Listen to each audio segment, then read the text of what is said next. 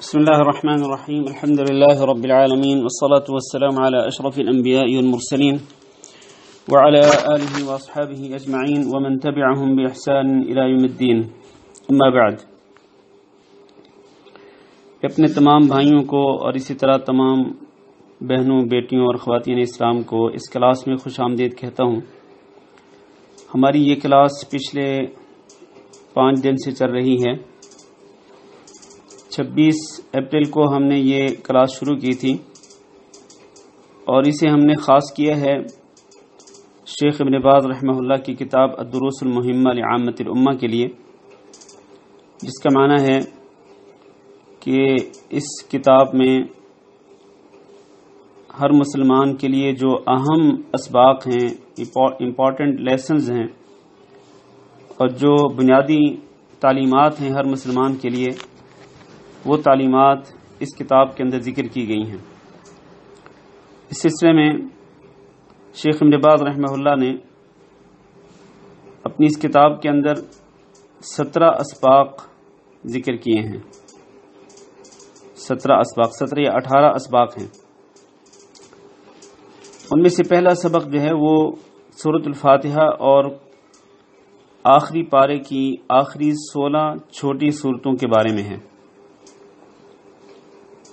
سورۃ الفاتحہ اور اسی طرح آخری پارے کی چھوٹی صورتوں کی تفسیر ہم پڑھ رہے ہیں۔ آج اس سلسلے کا آخری درس ہے۔ آج ہم نے آخری 3 صورتوں کی تفسیر پڑھنی ہے، لیکن ان 3 صورتوں کی تفسیر شروع کرنے سے پہلے ایک بات جو میں پہلے دن سے کہتا چلا رہا ہوں، آج بھی میں اسی کی دوبارہ تاکید کرنا چاہتا ہوں، اور وہ یہ ہے کہ ان صورتوں کا معنی اور ان صورتوں کی تفسیر پڑھنا بھی ضروری ہے، اس میں کوئی شک نہیں، لیکن اس سے کہیں زیادہ ضروری یہ ہے کہ آپ ان صورتوں کا تلفظ اپنا درست کریں، ان صورتوں کی ادائیگی درست کریں۔ سورۃ الفاتحہ ہو یا آخری پارے کی آخری صورتیں جو ہم پڑھ رہے ہیں، ان تمام کی تمام صورتوں کی ادائیگی درست ہونی چاہیے، ان کی قرات درست ہونی چاہیے، ان کا تلفظ درست ہونا چاہیے، ان کو پڑھتے ہوئے مخارج درست ہونے چاہیے، کیونکہ اللہ رب العزت نے اسی بات کا حکم دیا ہے۔ قرآن مجید میں اسی بات کا حکم دیا ہے کہ قرآن مجید کو اسی طرح پڑھو جس طرح قرآن مجید نازل کیا گیا ہے، اور نبی کریم صلی اللہ علیہ وسلم نے بھی اسی بات کی تاکید کی ہے۔ تو آج ہم ان چھوٹی صورتوں کا سبق تو ختم کر رہے ہیں، لیکن میں امید رکھتا ہوں آپ سب سے کہ آپ ان صورتوں کا تلفظ بھی سیکھ رہے ہوں گے اور ان صورتوں کا تلفظ اور ان کی ادائیگی آپ درست کر رہے ہوں گے۔ ویسے میرا دل چاہتا ہے کہ میں آپ میں سے ہر ایک سے ایک سورت سنوں، کم از کم ہر ایک کا مائک آن کر کے میں ہر بندے سے ایک سورت سنوں، تاکہ مجھے پتہ چلے کہ کس نے اپنا تلفظ درست کیا ہے، کس کی قرات درست ہے اور کس کی قرات غلط ہے، کیونکہ یہ صورتیں جو ہیں یہ روزانہ کی نمازوں کے اندر پڑھی جاتی ہیں، خصوصاً سورۃ الفاتحہ ہر نماز کی ہر رکعت کے اندر پڑھی جاتی ہیں، تو اس کا تلفظ درست ہونا ضروری ہے۔ اگر ہم اس رمضان المبارک کے اندر، میری بات توجہ سے سنیے گا، اگر ہم اس رمضان المبارک کے اندر سورۃ الفاتحہ اور اسی طرح آخری پارے کی 16 صورتوں کا تلفظ درست کر لیتے ہیں، سیکھ لیتے ہیں باقاعدہ، اور تلفظ درست کر لیتے ہیں، صحیح طریقے سے پڑھنا جان جاتے ہیں، سیکھ جاتے ہیں، اور اسی طرح ہم جو معنی اور جو ہم تفسیر مختصر سی پڑھ رہے ہیں اس کو بھی ہم سمجھ جاتے ہیں، تو یقین مانیں ہم نے رمضان المبارک کے ہمارے اوپر جو حقوق ہیں ان حقوق میں سے بہت بڑا حق ہم نے ادا کر دیا۔ اگر ہم نے رمضان المبارک کے روزے رکھے، رمضان المبارک کے اندر ہم نے قرآن مجید کی تلاوت کی، رات کو قیام کیا، نمازوں کی ادائیگی کی، اور اس کے ساتھ ساتھ ہم نے یہ بھی کیا کہ سورۃ الفاتحہ اور آخری چھوٹی صورتیں جو ہیں ان کا تلفظ ہم نے درست کر لیا اور ان کی تفسیر ہم نے معلوم کر لی، تو یقین مانیں ہم نے بہت بڑی کامیابی حاصل کر لی۔ تو اس لیے میری اس بات کو جو میں روزانہ ریپیٹ کرتا ہوں، اس کو ہلکا نہ لیں، میری اس بات کو ہلکا نہ لیں، میری اس بات کی اہمیت کو سمجھیں کہ ان صورتوں کو صحیح طریقے سے پڑھنا سیکھیں اور اچھے طریقے سے تجوید کے ساتھ، ترتیل کے ساتھ ان صورتوں کو پڑھنا سیکھیں۔ اور اگر کوئی شخص بڑی عمر کا ہے تو اسے ان صورتوں کا تلفظ درست کرنے میں کسی قسم کی شرم محسوس نہیں کرنی چاہیے۔ کیوں؟ اس لیے کہ یہ دین میں اس کی بڑی اہمیت ہے، اور دین کا ستون نماز ہے، اور اگر نماز کے اندر اگر ہم سورۃ الفاتحہ صحیح نہیں پڑھیں گے اور آخری چھوٹی صورتوں کی ادائیگی ہماری درست نہیں ہوگی تو پھر نمازیں ہمارے کس کام کی؟ اور نمازیں اگر صحیح نہیں تو دین کا ستون گر گیا۔ اس لیے میری اس بات کو لائٹ نہ لیں بلکہ اس کی اہمیت کو سمجھیں۔ تو آئیے آج ہم ان صورتوں کا جو آخری سبق ہے وہ پڑھتے ہیں۔ سب سے پہلے سورۃ الاخلاص، اور سورۃ الاخلاص کی تفسیر بیان کرنے سے پہلے میں یہ بتاتا چلوں کہ سورۃ الاخلاص، سورۃ الفلق اور سورۃ الناس، یہ تینوں صورتیں ایسی ہیں جن کو معوذات کہا جاتا ہے۔ ان صورتوں کو معوذات کہا جاتا ہے۔ نبی کریم صلی اللہ علیہ وسلم کا معمول مبارک تھا کہ آپ صلی اللہ علیہ وسلم ان صورتوں کو فجر کے اذکار میں، صبح کے اذکار میں بھی پڑھتے تھے اور شام کے اذکار میں بھی پڑھتے تھے 3 مرتبہ، اور رات کو سونے سے پہلے بھی آپ صلی اللہ علیہ وسلم کا معمول یہ تھا کہ آپ اپنے دونوں ہاتھوں کو ملا کر اپنے سامنے کر لیتے اور آپ صلی اللہ علیہ وسلم یہ تینوں صورتیں پڑھتے اور اپنے ہاتھوں میں پھونک مارتے اور پھر ان ہاتھوں کو اپنے پورے جسم پہ پھیر لیتے، ایک مرتبہ، پھر دوسری مرتبہ اسی طرح، پھر تیسری مرتبہ اسی طرح، 3 مرتبہ نبی صلی اللہ علیہ وسلم اپنے دونوں ہاتھوں کو اکٹھا کر کے یہ تینوں صورتیں پڑھتے، پھر پھونک مارتے اور اپنے ہاتھوں کو، دونوں ہاتھوں کو اپنے پورے جسم پہ پھیر دیتے۔ یہ نبی صلی اللہ علیہ وسلم کا معمول تھا۔ صبح کے اذکار میں بھی پڑھتے، شام کے اذکار میں بھی پڑھتے اور رات کو سونے سے بھی پہلے بھی پڑھتے۔ آپ اس سے اندازہ کر سکتے ہیں کہ یہ تینوں صورتیں جو ہیں مسلمان کی زندگی میں کس قدر امپورٹنٹ ہیں، کس قدر اہمیت رکھتی ہیں کہ نبی صلی اللہ علیہ وسلم ان صورتوں کو صبح و شام کے اذکار میں بھی اور سونے سے پہلے بھی پڑھتے تھے۔ اور صرف یہی نہیں بلکہ نبی صلی اللہ علیہ وسلم یہ تینوں صورتیں ہر فرض نماز کے بعد بھی پڑھا کرتے تھے، ایک مرتبہ ہر فرض نماز کے بعد بھی پڑھتے تھے۔ تو اس سے بھی آپ اندازہ لگا سکتے ہیں کہ یہ تینوں صورتیں ہماری زندگی میں کتنی اہمیت رکھتی ہیں۔ اعوذ باللہ من الشیطان الرجیم، بسم اللہ الرحمن الرحیم، قل هو اللہ احد اللہ الصمد لم یلد ولم یولد ولم یکن له کفوا احد۔ اس صورت کی تفسیر ذکر کرنے سے پہلے اس کا پس منظر بیان کر دوں کہ بعض مشرکین نے نبی صلی اللہ علیہ وسلم سے یہ کہا تھا کہ اپنے اللہ کا نسب نامہ بیان کرو۔ یعنی نسب نامہ کیا ہوتا ہے؟ نسب نامہ یہ ہوتا ہے نا کہ انسان اپنے بارے میں بتاتا ہے کہ میرا نام یہ ہے، میرے باپ کا نام یہ ہے، میرے دادا کا نام یہ ہے، میرے پردادا کا نام یہ ہے۔ اس طرح وہ اپنی پوری ہسٹری بتاتا ہے، اپنا پورا نسب، اپنا خاندانی نسب بتاتا ہے کہ میں کس کا بیٹا ہوں اور میرا باپ کس کا بیٹا تھا اور میرا دادا کس کا بیٹا تھا، یہ پوری ہسٹری۔ تو مشرکین مکہ نے کہا کہ آپ ذرا اپنے اللہ کی، اپنے خدا کی، اپنے رب کی ہسٹری بیان کریں یا اس کا نسب نامہ بیان کریں کہ وہ کون ہے۔ تو اللہ رب العزت نے یہ صورت نازل فرما دی، اور اس صورت کے ذریعے اللہ رب العزت نے بتایا کہ اللہ کا کوئی نسب نہیں ہے، اللہ رب العزت اکیلا ہے، اللہ رب العزت پوری کائنات سے بے نیاز ہے، اللہ رب العزت کی نہ اولاد ہے نہ اللہ رب العزت کے ماں باپ ہیں، تو اللہ رب العزت اکیلا ہے۔ فرمایا قل هو اللہ احد، آپ کہہ دیجئے کہ وہ رب جس کے بارے میں تم پوچھ رہے ہو نا کہ اس کا نسب بیان کرو، وہ کون ہے؟ وہ اللہ ہے، احد اکیلا ہے۔ وہ رب جس کا نسب تم پوچھ رہے ہو، شجرہ نسب، وہ کون ہے؟ وہ اللہ ہے۔ اور اللہ، جیسے کہ میں پہلے بتا چکا ہوں سورۃ الفاتحہ کی تفسیر میں، کہ اللہ ہمارے خالق و مالک رب العالمین کا ذاتی اسم ہے۔ اللہ رب العزت کا ذاتی نام، رب العالمین کا، خالق و مالک کا جو ذاتی نام ہے وہ کون سا ہے؟ اللہ ہے۔ قل هو اللہ احد، آپ کہہ دیجئے کہ وہ رب جس کے بارے میں تم پوچھتے ہو کہ اس کا نسب کیا ہے، وہ اللہ ہے، اکیلا ہے۔ وہ اللہ اکیلا کس طرح سے ہے؟ اللہ کئی اعتبارات سے اکیلا ہے۔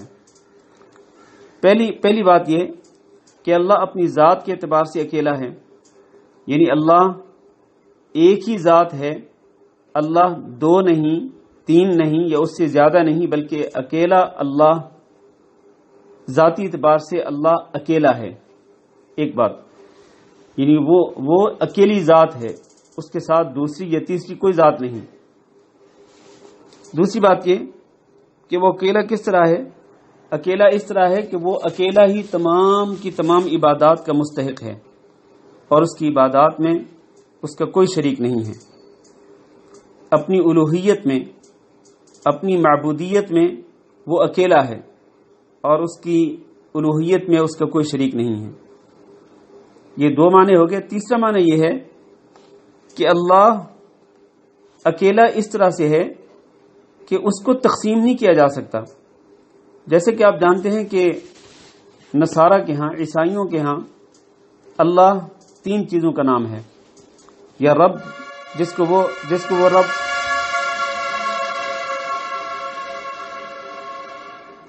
عیسائی جس کو رب مانتے ہیں، ان کے ہاں وہ تین چیزوں کا نام ہے، ایک اللہ، اور دوسرے حضرت عیسیٰ علیہ السلام جن کو وہ اللہ کا بیٹا قرار دیتے ہیں، اور تیسرے روح القدس یعنی حضرت جبریل علیہ السلام۔ تو وہ کہتے ہیں کہ یہ تین ہیں لیکن تینوں مل کر ایک ہوتے ہیں۔ تو اللہ نے فرمایا قل هو اللہ احد، آپ کہہ دیجئے کہ اللہ اکیلا ہے، یعنی اللہ تقسیم نہیں ہو سکتا۔ اللہ اپنی ذات کے اعتبار سے اکیلا ہے، الوہیت کے اعتبار سے اکیلا ہے، اور اپنے وجود کے اعتبار سے اکیلا ہے، اس کو تقسیم نہیں کیا جا سکتا۔ قل هو اللہ احد اللہ الصمد، پھر فرمایا اللہ بے نیاز ہے۔ الصمد کا معنی کیا ہے؟ الصمد وہ ذات ہے جس کی طرف ساری مخلوقات رجوع کرتی ہیں، اور ساری مخلوقات اس کی محتاج ہیں، وہ کسی کا محتاج نہیں۔ الصمد اس ذات کو کہتے ہیں جو کسی کا محتاج نہیں ہے، لیکن ساری مخلوقات اس کی محتاج ہیں۔ اللہ نے فرمایا یا ایھا الناس انتم الفقراء الی اللہ، اے لوگو تم سارے کے سارے اللہ کی طرف محتاج ہو۔ واللہ هو الغنی الحمید، اور اللہ رب العزت ہی اکیلا بے نیاز ہے، یعنی اپنی ساری مخلوقات سے بے نیاز ہے، وہ کسی کا محتاج نہیں، اور وہ الحمید قابل ستائش بھی ہے۔ تو یوں اللہ رب العزت نے اپنی ایک یہ صفت ذکر فرمائی کہ اللہ رب العزت کسی کا محتاج نہیں ہے، اور ساری مخلوق اللہ رب العزت کی محتاج ہے۔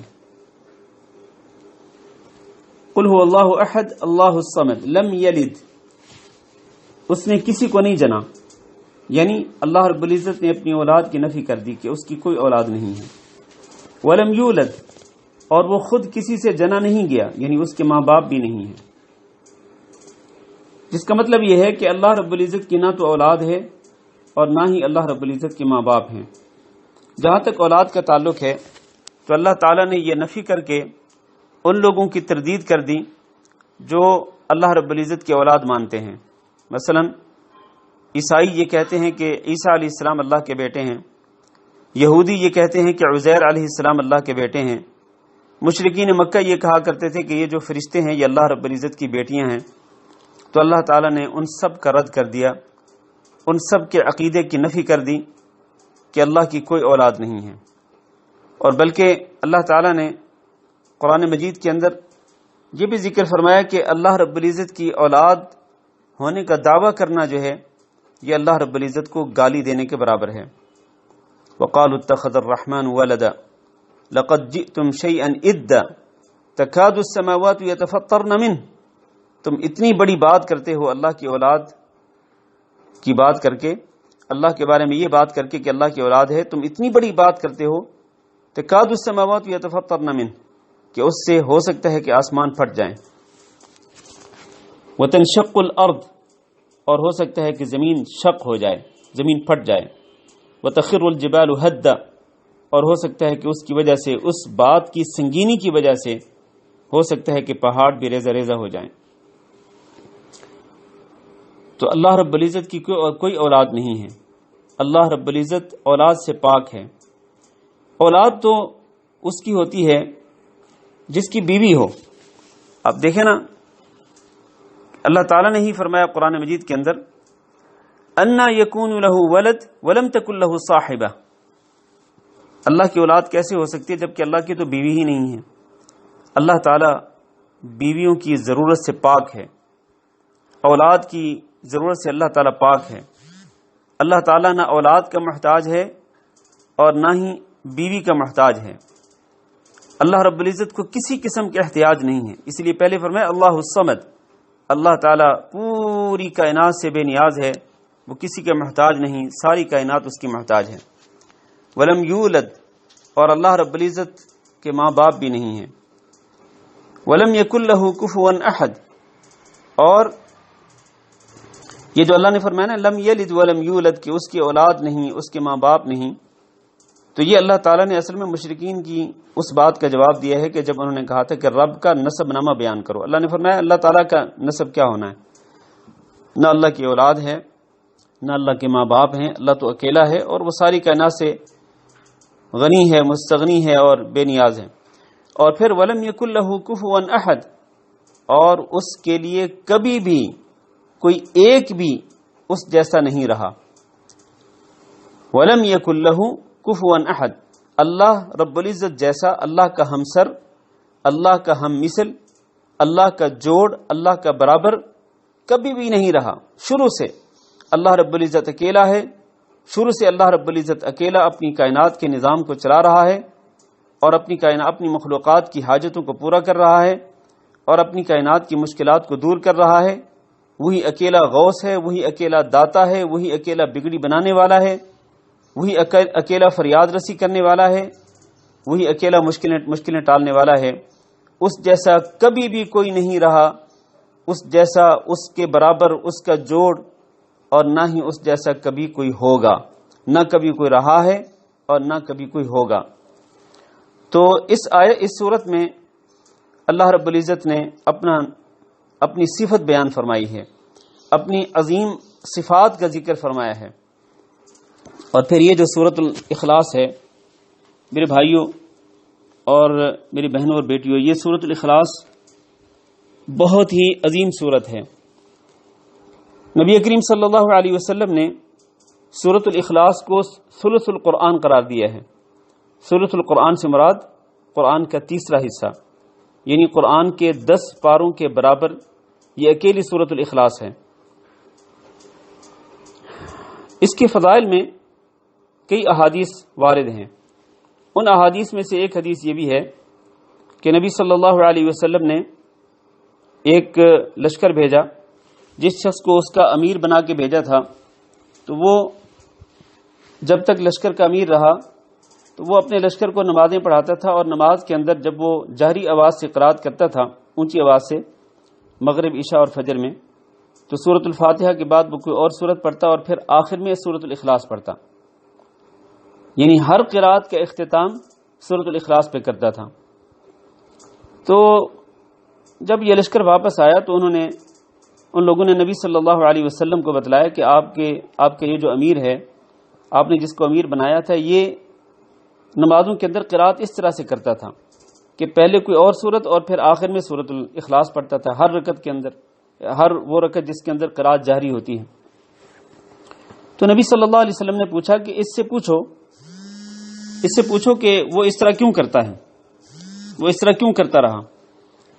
تو جب انہوں نے اس سے پوچھا تو اس شخص نے بتایا کہ یہ سورت جو ہے، اس کے اندر اللہ رب العزت نے، رحمان نے اپنی صفات کا ذکر فرمایا ہے، اور میں اس بات کو پسند کرتا ہوں کہ میں اپنے رحمان کی صفات کو پڑھوں، اس سورت کو پڑھنا پسند کرتا ہوں۔ تو نبی صلی اللہ علیہ وسلم نے فرمایا اخبروہ ان اللہ یحبہ، چونکہ یہ رحمان کی صفات کو پڑھنا اور سورۃ الاخلاص کو پڑھنا پسند کرتا ہے تو اس کو بتا دو کہ اللہ رب العزت کو بھی اس سے محبت ہو گئی ہے۔ اللہ اکبر، اللہ رب العزت کو بھی اس سے محبت ہو گئی ہے۔ معنی یہ ہے کہ جس شخص کو سورۃ الاخلاص سے محبت ہوگی، اور سورۃ الاخلاص کے اندر جو اللہ نے اپنی توحید ذکر کی، جس کو اللہ کی توحید سے محبت ہوگی اللہ تعالیٰ بھی اس سے محبت کرے گا۔ ایک اور حدیث میں یہ ہے کہ جب اس شخص نے یہ کہا تھا کہ مجھے یہ بات پسند ہے کہ میں اس سورت کو پڑھوں، مجھے اس سورت سے محبت ہے، تو اللہ کے رسول نے فرمایا کہ ان حبک ایہا ادخلک الجنہ، یہ جو تم اس سورت سے محبت کرتے ہو نا، تو اس محبت نے تجھے جنت میں داخل کر دیا ہے۔ اللہ اکبر۔ تو یہ بڑی عظیم سورت ہے۔ نبی کریم صلی اللہ علیہ وسلم کی ایک حدیث یہ بھی ہے کہ جو شخص 10 مرتبہ یہ سورۃ الاخلاص پڑھتا ہے اللہ تعالیٰ اس کے لیے جنت میں ایک گھر بنا دیتا ہے۔ تو جنت میں گھر بنانے کے لیے سورۃ الاخلاص صرف 10 مرتبہ پڑھیں اور اس کے معنی پر غور کرتے ہوئے پڑھیں۔ قل هو اللہ احد، اللہ اکیلا ہے، ایک ہے۔ اللہ الصمد، اللہ سب سے بے نیاز ہے۔ لم یلد ولم یولد، نہ اللہ کی اولاد ہے نہ اس کے ماں باپ ہیں۔ ولم یکن لہ کفوا احد، اور اس جیسا کوئی بھی نہیں ہے، یعنی اللہ رب العزت جیسا، اللہ کا ہمسر، اللہ کا ہم مثل، اللہ کا جوڑ، اللہ کا برابر کوئی بھی نہیں ہے۔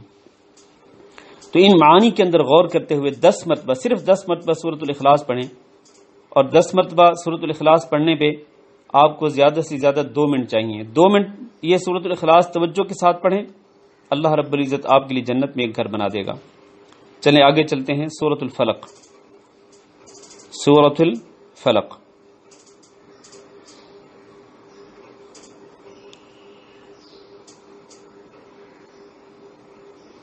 بسم اللہ الرحمن الرحیم۔ قل اعوذ برب الفلق من شر ما خلق ومن شر غاسق اذا وقب ومن شر النفاثات في العقد ومن شر حاسد اذا حسد۔ یہ جو 2 صورتیں ہیں سورۃ الفلق اور سورۃ الناس، یہ بھی قرآن مجید کی بڑی عظیم صورتیں ہیں۔ یہ قرآن مجید کی بڑی ہی عظیم صورتیں ہیں۔ ہر قسم کے شر سے پناہ پکڑنے کے لیے ان 2 صورتوں سے بہتر کوئی صورت نہیں ہے، بلکہ ان 2 صورتوں سے بہتر کوئی چیز ہے ہی نہیں۔ کسی بھی شر سے، کسی بھی برائی سے اللہ کی پناہ پکڑنے کے لیے سب سے بہتر جو چیز ہے وہ یہی سورۃ الفلق اور سورۃ الناس ہیں۔ نبی کریم صلی اللہ علیہ وسلم نے ارشاد فرمایا، ذرا میری بات توجہ سے سنیے گا۔ آپ نے فرمایا الم تر آیات انزلت اللیلہ لم یر مثلہن قط، کہ کیا آپ نے وہ آیات نہیں دیکھی کہ جو آج رات مجھ پر نازل کی گئیں اور ان جیسی آیات کبھی دیکھی ہی نہیں گئیں۔ پھر آپ نے فرمایا وہ آیات کون سی ہیں؟ قل اعوذ برب الفلق اور قل اعوذ برب الناس، یعنی ان 2 صورتوں کے اندر جو آیات ہیں ان 2 صورتوں سے بہتر یا ان 2 صورتوں جیسی آیات کبھی دیکھی ہی نہیں گئیں۔ ایک اور حدیث میں نبی صلی اللہ علیہ وسلم نے فرمایا الا اخبرک بافضل ما يتعوذ به المتعوذون، کہ آپ کو میں سب سے بہتر وہ چیز نہ بتلاؤں کہ جس کے ساتھ پناہ پکڑنے والے پناہ پکڑ سکتے ہیں؟ سب سے بہتر چیز۔ دیکھیں میرے بھائیوں، میری بات توجہ سے سنیے۔ ہم لوگ جس جہان میں، جس دنیا میں رہتے ہیں، اس میں ہمیں بہت سارے خطرات کا سامنا ہے، بہت سارے خطرات کا سامنا ہے۔ جناب حسد کرنے والے بھی ہیں، جادو کرنے والے بھی ہیں، اور اسی طرح اور بے شمار شر اور برائیاں ہیں، فتنے ہیں۔ آپ ہر چیز کے شر اور ہر چیز کے فتنے سے بچنا چاہتے ہیں تو سب سے بہتر جس چیز کے ذریعے آپ پناہ پکڑ سکتے ہیں اللہ تعالیٰ کی، وہ کیا ہے؟ فرمایا قل اعوذ برب الفلق اور قل اعوذ برب الناس۔ یہ 2 صورتیں ہیں، آپ ان کے ذریعے ہر قسم کے شر سے اللہ تعالیٰ کی پناہ پکڑ سکتے ہیں۔ ایک اور حدیث میں ہے نبی صلی اللہ علیہ وسلم نے فرمایا کہ قل هو اللہ احد اور قل اعوذ برب الفلق اور قل اعوذ برب الناس، اگر آپ یہ صبح کے وقت بھی پڑھ لیں، شام کے وقت بھی 3 بار پڑھ لیں، تکفیک من کل شیء، یہ آپ کو ہر چیز سے کافی ہو جائیں گی۔ ہر چیز سے کافی ہونے کا معنی یہ ہے کہ ہر چیز کے شر سے بچانے میں یہ صورتیں کافی ہو جائیں گی۔ تو اس لیے اگر آپ کسی چیز کے شر سے بچنا چاہتے ہیں تو پھر آپ ان 2 صورتوں کو یا ان 3 صورتوں کو، آخری 3 صورتوں کو بار بار پڑھا کریں، خاص طور پر صبح کے وقت بھی 3 مرتبہ اور شام کے وقت بھی 3 مرتبہ۔ اس سے بہتر کوئی چیز نہیں ہے جس کے ذریعے انسان اللہ تعالیٰ کی پناہ حاصل کر سکتا ہو۔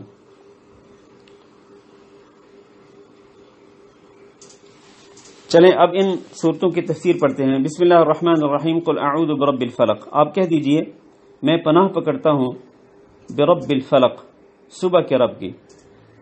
اور یہ جو لفظ ہے نا اعوذ، کہ میں پناہ پکڑتا ہوں، انسان کو پناہ کی ضرورت کب پیش آتی ہے؟ انسان کو پناہ پکڑنے کی ضرورت تب پیش آتی ہے جب انسان کو کسی قسم کا خوف ہو، ڈر ہو، اور اس کو پتہ ہو کہ میں جس چیز سے ڈر رہا ہوں میں اس کا اکیلا مقابلہ نہیں کر سکتا، تو اس کو کسی کی پناہ کی ضرورت ہوتی ہے۔ یہ ہے پناہ کا مفہوم۔ چنانچہ انسان اپنے گھر والوں کی پناہ پکڑ لیتا ہے، اپنے گھر کی پناہ میں چلا جاتا ہے، ایک مضبوط قلعے کے اندر پناہ پکڑ لیتا ہے، اپنے خاندان کی پناہ پکڑ لیتا ہے، یا بعض اوقات انسان پولیس کی پناہ میں چلا جاتا ہے، بعض اوقات انسان ملک کے بادشاہ کی پناہ میں چلا جاتا ہے۔ تو سب سے بہتر پناہ کس کی پناہ ہے؟ سب سے بہتر اور سب سے اچھی پناہ جو ہے وہ اللہ کی پناہ ہے۔ آپ کو کسی قسم کا خوف ہو، کسی قسم کا ڈر ہو، آپ کسی قسم کے شر سے بچنا چاہتے ہوں تو آپ اپنے رب کی پناہ پکڑیں۔ اور پناہ پکڑنا جو ہے یہ بھی ایک عبادت ہے، پناہ حاصل کرنا، پناہ مانگنا یہ بھی ایک عبادت ہے، اور یہ اللہ رب العزت کے سوا کسی کی پناہ نہیں طلب کی جا سکتی، اللہ ہی کی پناہ انسان کو طلب کرنی چاہیے۔ تو اللہ نے فرمایا آپ کہہ دیں کہ میں پناہ پکڑتا ہوں صبح کے رب کی۔ کس چیز کے شر سے؟ صبح کے رب کی پناہ پکڑتا ہوں من شر ما خلق، ہر اس چیز کے شر سے جو اس نے پیدا کی۔ جتنی بھی چیزیں اللہ تعالی نے پیدا کی ہیں، ہر اللہ کی تمام مخلوقات کے شر سے میں پناہ پکڑتا ہوں صبح کے رب کی۔ اور صبح خاص طور پر اللہ تعالیٰ نے صبح کا کیوں ذکر کیا؟ یعنی اللہ تعالیٰ تو صبح کا بھی رب ہے، شام کا بھی رب ہے، رات کا بھی رب ہے، دن کا بھی رب ہے، اور اللہ تعالیٰ تمام مخلوقات کا رب ہے۔ تو اللہ تعالیٰ نے صرف یہ کیوں کہا کہ برب الفلق، میں پناہ پکڑتا ہوں اس کی جو کہ صبح کا رب ہے؟ اس کی وجہ یہ ہے کہ صبح جو ہے نا یہ رات کی تاریکی کو پھاڑ کر آتی ہے۔ صبح کیسے آتی ہے؟ صبح رات کی تاریکی کو ختم کر کے، رات کی تاریکی کو پھاڑ کر صبح کی روشنی آتی ہے۔ تو گویا آپ یہ کہہ رہے ہیں کہ اے وہ اللہ جو رات کی تاریکی کو ختم کر کے صبح کی روشنی کو لاتا ہے، اے اللہ میں ہر چیز کے شر سے تیری پناہ مانگتا ہوں۔ اللہ اگر تو رات کی تاریکی کو ختم کر کے صبح کی روشنی لا سکتا ہے تو اے اللہ ہر چیز کے شر سے پناہ بھی تو ہی دے سکتا ہے، ہر چیز کے شر سے یا اللہ تو ہی بچا سکتا ہے۔ تو یہ اس کی وجہ ہے۔ برب الفلق کہنے کی وجہ یہی ہے کہ جو میں نے بیان کی ہے کہ اللہ رب العزت رات کی تاریکی کو ختم کر کے صبح کی روشنی لانے پہ قادر ہے، تو اللہ تعالیٰ ہر چیز کے شر سے بچانے پہ بھی قادر ہے۔ پھر فرمایا وَمِن شَرِّ غَاسِقٍ إِذَا وَقَبَ، من شر ما خلق میں ہر چیز کا شر آ جاتا ہے جس سے آپ اللہ رب العزت کی پناہ مانگتے ہیں، لیکن اس کے بعد اللہ تعالیٰ نے 3 چیزیں خاص طور پر ذکر فرمائی ہیں۔ وَمِن شَرِّ غَاسِقٍ إِذَا وَقَبَ، اور رات کی تاریکی کے شر سے، اذا وقب جب وہ چھا جائے۔ غاسقن کا معنی کیا ہے؟ رات کی تاریکی، رات کا اندھیرا۔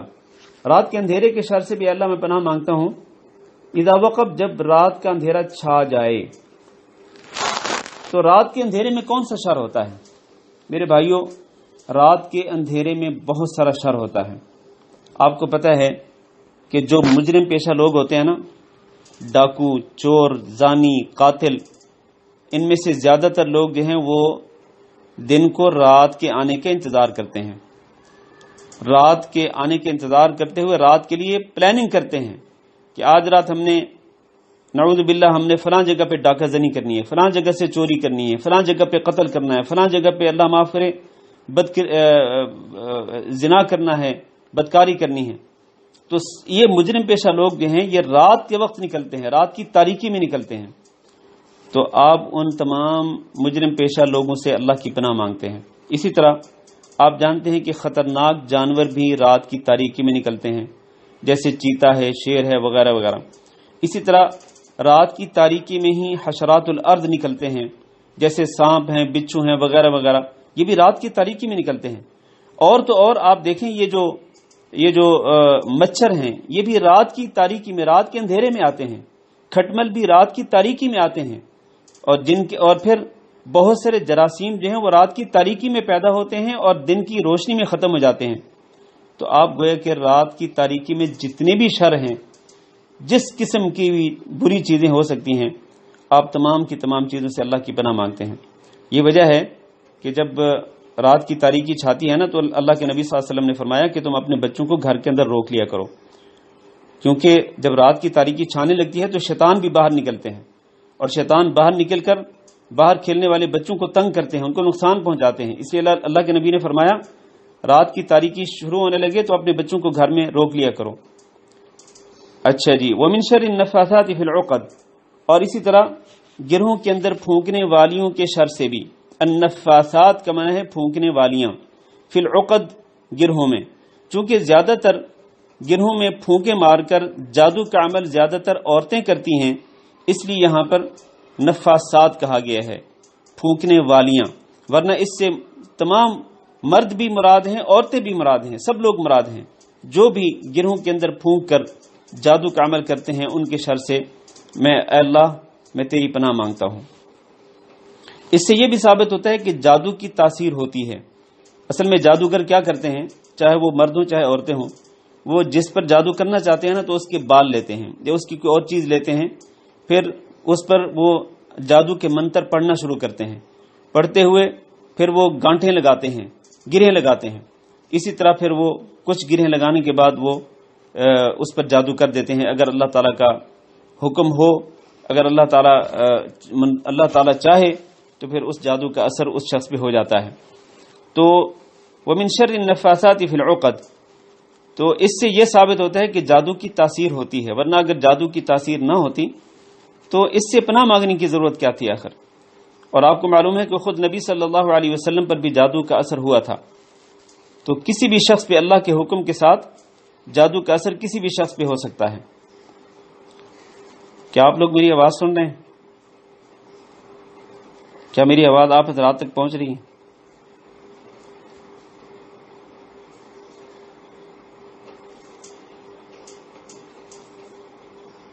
ہاں جی، تو وَمِن شَرِّ النَّفَّاثَاتِ فِي الْعُقَدِ، اے اللہ میں گرہوں کے اندر پھونکنے والیوں کے شر سے، یعنی جادو کے شر سے بھی اللہ میں تیری پناہ مانگتا ہوں۔ اس سے یہ بھی ثابت ہوتا ہے کہ جادو چاہے کتنا مضبوط کیوں نہ ہو، کتنا خطرناک کیوں نہ ہو، جادو کے اثر سے بچانے کے لیے آپ کو بچنے کے لیے یقینی طور پر آپ کو یہ سورت پڑھنی پڑے گی، یہ سورت اور اس کے بعد اگلی سورت جو ہے آپ کو پڑھنی پڑے گی۔ اس طرح آپ ان دو سورتوں کو اگر آپ بار بار پڑھیں گے تو آپ جادو کے اثر سے، جادو کے شر سے بچ سکتے ہیں۔ وَمِن شَرِّ حَاسِدٍ إِذَا حَسَدَ، اور حسد کرنے والے کے شر سے بھی یا اللہ میں تیری پناہ مانگتا ہوں۔ اذا حسد، جب حسد کرنے والا حسد کرے، کیونکہ حسد کرنے والا جب تک حسد کرتا نہیں اس وقت تک اس کو نقصان نہیں ہوتا جس سے وہ حسد کرتا ہے۔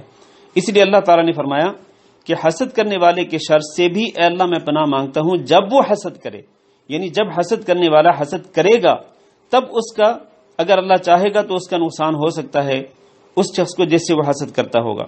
اور حسد کسے کہتے ہیں؟ حسد کا معنی یہ ہے کہ اگر آپ اللہ تعالیٰ کی کوئی نعمت کسی کے پاس دیکھیں تو آپ کے اندر یہ جذبہ پیدا ہو کہ یہ نعمت اس کے پاس نہیں ہونی چاہیے، یہ نعمت اس کے پاس نہیں ہونی چاہیے، یہ حسد ہوتا ہے، چاہے وہ نعمت آپ کو ملے یا نہ ملے۔ پھر کئی لوگ جو ہیں وہ اس کے پاس جو اللہ تعالیٰ نے اس کو نعمت دی ہوتی ہے اس کو ختم کرنے کے لیے کوششیں شروع کر دیتے ہیں، اور کئی لوگ جو ہیں وہ حسد کی آگ میں جلنا شروع کر دیتے ہیں کہ یہ جو نعمت فلاں شخص کے پاس ہے نا، مثلا اچھی گاڑی ہے، اچھا مکان ہے، بیوی بچے ہیں یا مال ہے، تو یہ جو نعمت اللہ نے اس کو دی ہوئی نا یہ اس کے پاس نہیں ہونی چاہیے، اس سے چھن جانی چاہیے، چاہے مجھے ملیں یا نہ ملیں۔ تو کئی لوگ حسد کی آگ میں جلنا شروع کر دیتے ہیں۔ تو اللہ تعالیٰ نے فرمایا کہ آپ حسد کرنے والے کے حسد سے بھی پناہ طلب کریں جب وہ حسد کرتا ہے۔ تو یہاں اس صورت کے اندر آپ اگر غور کریں تو اللہ تعالیٰ نے اپنی ایک صفت ذکر فرمائی، ایک صفت برب الفلق، کہ صبح کے رب کی پناہ مانگتا ہوں، لیکن آگے جن چیزوں کے شر سے پناہ مانگنے کا اللہ نے حکم دیا وہ کتنی چیزیں ہیں؟ وہ 4 چیزیں ہیں۔ من شر ما خلق، ہر چیز کے شر سے جس کو اللہ نے پیدا کیا، اور رات کی تاریکی کے شر سے جب وہ چھا جائے، اور گرہوں میں پھونکنے والیوں کے شر سے یعنی جادو کے شر سے، ومن شر حاسد اذا حسد، اور حسد کرنے والے کے شر سے۔ اللہ تعالیٰ نے صفت ایک ہی ذکر فرمائی، لیکن آگے جن چیزوں کے شر سے بچنا ہے، جن چیزوں کے شر سے بچنے کے لیے پناہ طلب کرنی ہے، وہ 4 ہیں۔ اس سے آپ اندازہ کر سکتے ہیں کہ اکیلا رب جو ہے وہ ہر چیز کے شر سے بچا سکتا ہے۔ اکیلا رب جو ہے وہ ہر چیز کے شر سے بچا سکتا ہے۔ اس لیے اللہ رب العزت کی قدرت پہ یقین ہونا چاہیے۔ ہمارا المیہ کیا ہے؟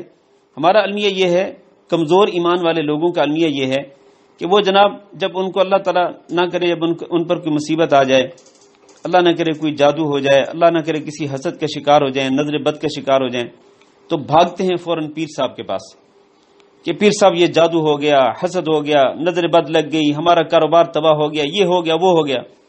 او بھائی، آپ کو کسی کے پاس جانے کی ضرورت کیا ہے؟ آپ کو اللہ رب العزت نے اتنی عظیم صورتیں دی ہیں، قل اعوذ برب الفلق اور قل اعوذ برب الناس، یہ عظیم صورتیں آپ کے لیے کافی ہیں، آپ کو کسی کے پاس جانے کی ضرورت نہیں ہے۔ آپ یہ دونوں صورتیں بلکہ اس کے ساتھ قل هو اللہ احد کو ملا کر تینوں صورتیں آپ بار بار پڑھیں، آپ ہر قسم کے شر سے بچ جائیں گے، حسد کرنے والے کے شر سے بچ جائیں گے، نظر بد کے شر سے بچ جائیں گے، جادو کے شر سے بچ جائیں گے، رات کی تاریکی کے شر سے بچ جائیں گے، ہر وہ چیز جس کو اللہ نے پیدا کیا اس کے شر سے بچ جائیں گے۔ اکیلا اللہ رب العزت ہر چیز کے شر سے بچانے کے لیے کافی ہے۔ چلیں آگے بڑھتے ہیں۔ سورۃ الناس،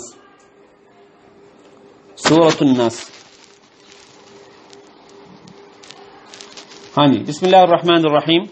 قل اعوذ برب الناس، آپ کہہ دیجئے میں پناہ پکڑتا ہوں لوگوں کے رب کی، ملک الناس جو کہ لوگوں کا بادشاہ بھی ہے، الہ الناس جو کہ لوگوں کا معبود بھی ہے۔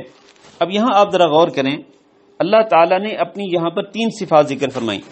سورۃ الفلق کے اندر ایک ہی صفت سی رب الفلق، اور 4 چیزوں کے شر سے پناہ مانگنے کی اللہ نے تلقین کی، جبکہ یہاں اس سورۃ الناس کے اندر اللہ تعالیٰ نے اپنی 3 صفات ذکر فرمائی، رب الناس، ملک الناس، الہ الناس، کہ میں پناہ پکڑتا ہوں لوگوں کے رب کی، لوگوں کے بادشاہ کی، لوگوں کے معبود کی۔ یہ 3 صفات ذکر کرنے کے بعد جس چیز کے شر سے بچنے کی پناہ مانگنی ہے وہ کیا ہے؟ فرمایا من شر الوسواس الخناس، اس کے شر سے اے اللہ میں تیری پناہ مانگتا ہوں جو کہ بہت زیادہ وسوسے ڈالتا ہے۔ الوسواس جو بہت زیادہ وسوسے ڈالتا ہے، بار بار وسوسے ڈالتا ہے، اور ہٹ کے وسوسے ڈالتا ہے، اور پھر نہ صرف وسوسے ڈالتا ہے بلکہ الخناس، وہ کھسک بھی جاتا ہے، یعنی وسوسہ ڈالتا ہے، پھر جب اللہ کا ذکر آتا ہے تو کھسک جاتا ہے، بھاگ جاتا ہے، پھر وسوسہ ڈالتا ہے، پھر اللہ کا ذکر ہوتا ہے، پھر کھسک جاتا ہے، بھاگ جاتا ہے، پھر واپس آتا ہے، وسوسہ ڈالتا ہے، پھر جس کے دل میں وسوسہ ڈال رہا ہوتا ہے وہ اللہ کا ذکر کرتا ہے، تو یہ شیطان وسوسے ڈالنے والا یہ پھر کھسک جاتا ہے، بھاگ جاتا ہے۔ الذی یوسوس فی صدور الناس، یہ وہ ہے کہ جو لوگوں کے دلوں کے اندر وسوسے پیدا کرتا ہے۔ آپ دیکھیں نبی صلی اللہ علیہ وسلم نے ارشاد فرمایا کہ جب اذان ہوتی ہے تو شیطان بھاگ اٹھتا ہے، اذان کی آواز سن کر شیطان بھاگ اٹھتا ہے، اور اتنا تیز بھاگتا ہے کہ اس کی ہوا نکل رہی ہوتی ہے، پھر جب اذان مکمل ہو جاتی ہے تو واپس آ جاتا ہے، پھر جب اقامت ہوتی ہے تو پھر بھاگ جاتا ہے، پھر اقامت ختم ہوتی ہے تو پھر واپس آ جاتا ہے، اور پھر واپس آ کر لوگوں کے دلوں کے اندر خیالات پیدا کرنا شروع کرتا ہے، وسوسے پیدا کرنا شروع کرتا ہے، اور لوگوں کو بھولی ہوئی باتیں یاد دلاتا ہے۔ کہتا ہے اذکر کذا اذکر کذا و کذا، فلاں بات بھی یاد کرو، فلاں بات بھی یاد کرو۔ جو باتیں انسان بھول چکا ہوتا ہے نا، تو ان باتوں کو یاد دلاتا ہے شیطان نماز کے اندر۔ من شر الوسواس الخناس، تو اللہ تعالیٰ نے حکم دیا کہ آپ رب الناس، لوگوں کے رب کی پناہ پکڑیں، لوگوں کے بادشاہ کی پناہ پکڑیں، لوگوں کے معبود کی پناہ پکڑیں۔ من شر الوسواس الخناس، اس وسوسہ بار بار وسوسہ ڈالنے والے کے شر سے کہ جو وسوسہ ڈال کے کھسک جاتا ہے۔ الذی یوسوس فی صدور الناس، اور وہ لوگوں کے دلوں میں وسوسے پیدا کرتا ہے۔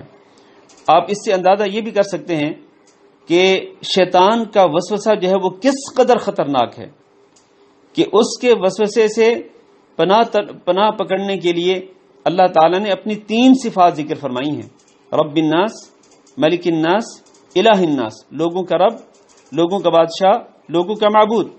3 صفات ذکر کر کے اللہ تعالیٰ نے ایک ہی چیز کے شر سے بچنے کی تلقین کی، اس سے بچنے کے لیے پناہ پکڑنے کی تلقین کی۔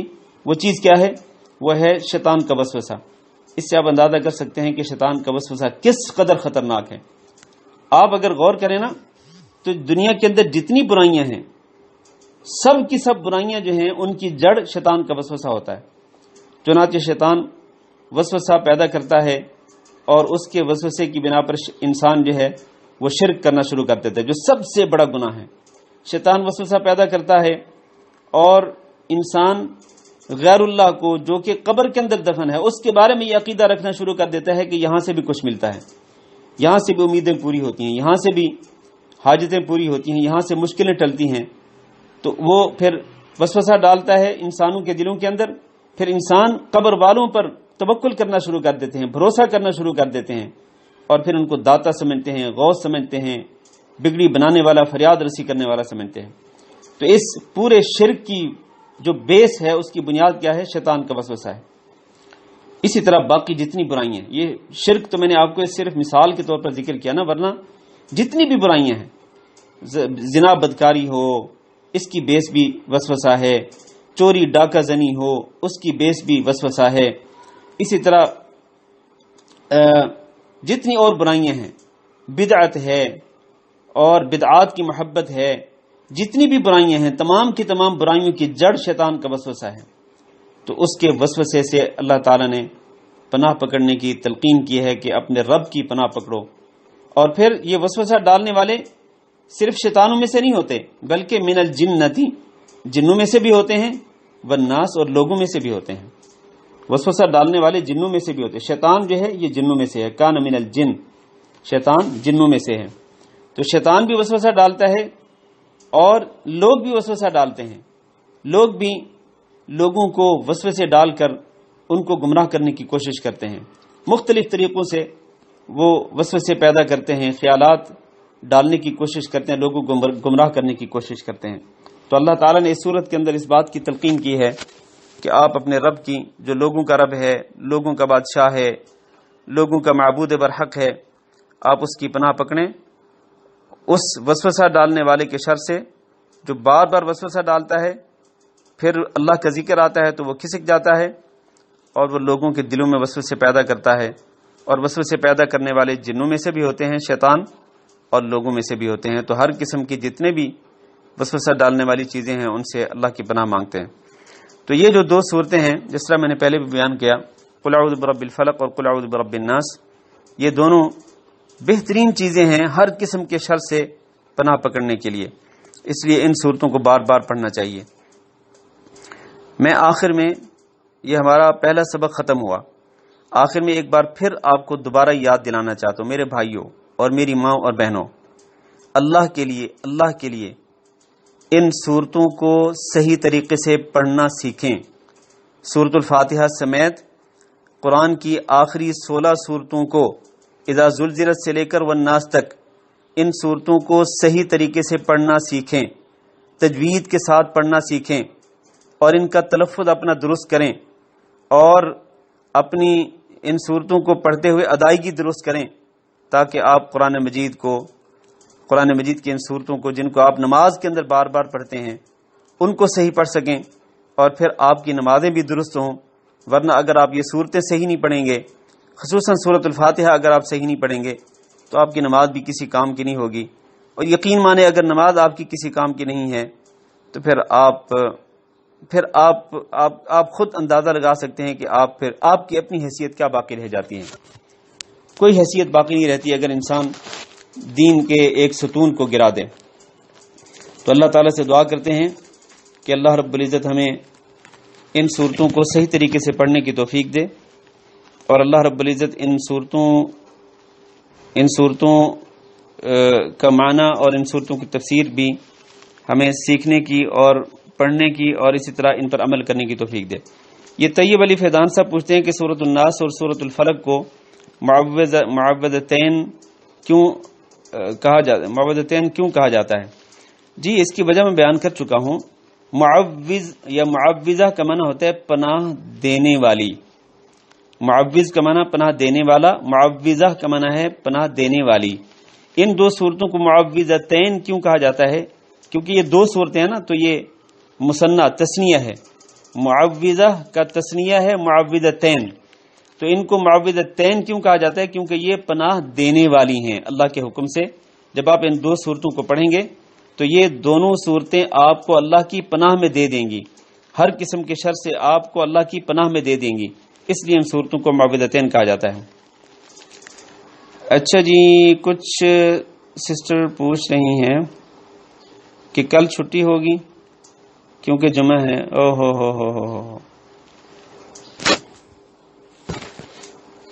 آپ بتا دیں چھٹی کرنی ہے کل کی نہیں کرنی. اچھا، اس سے پہلے یہ خناس کا معنی کیا دوبارہ ایکسپلین کر سکتے ہیں؟ جی بالکل کر سکتے ہیں. جی کیوں نہیں کر سکتے ہیں. خناس کا معنی ہوتا ہے کھسکنے والا، چھپنے والا. اور شیطان کو خناس کیوں کہا گیا ہے؟ اس لیے کہ جب یہ وسوسہ پیدا کرتا ہے نا، تو جب یہ وسوسہ پیدا کرتا ہے تو ایک صاحب بصیرت جو سچا مسلمان ہوتا ہے تو وہ کیا کرتا ہے؟ وہ پھر فوراً اللہ کو یاد کرتا ہے، اعوذ باللہ من الشیطان الرجیم پڑھتا ہے، یا سبحان اللہ، الحمدللہ، اللہ اکبر، یا دوسرا کوئی بھی اللہ کا ذکر کرتا ہے.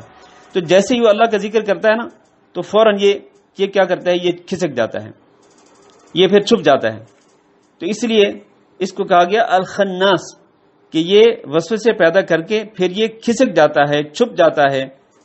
جیسے کہ میں نے حدیث میں ذکر کیا ہے کہ جب اذان کی آواز آتی ہے تو یہ بھاگ جاتا ہے، لیکن پھر واپس آ جاتا ہے، اور پھر اقامت ہوتی ہے تو بھاگ جاتا ہے، پھر واپس آ جاتا ہے. تو اسی طرح یہ بار بار وسوسے پیدا کرتے اور بار بار چھپ جاتا ہے، تو اس لیے اس کو الخناس کہا گیا ہے. اچھا جی، چھٹی کے معاملے پہ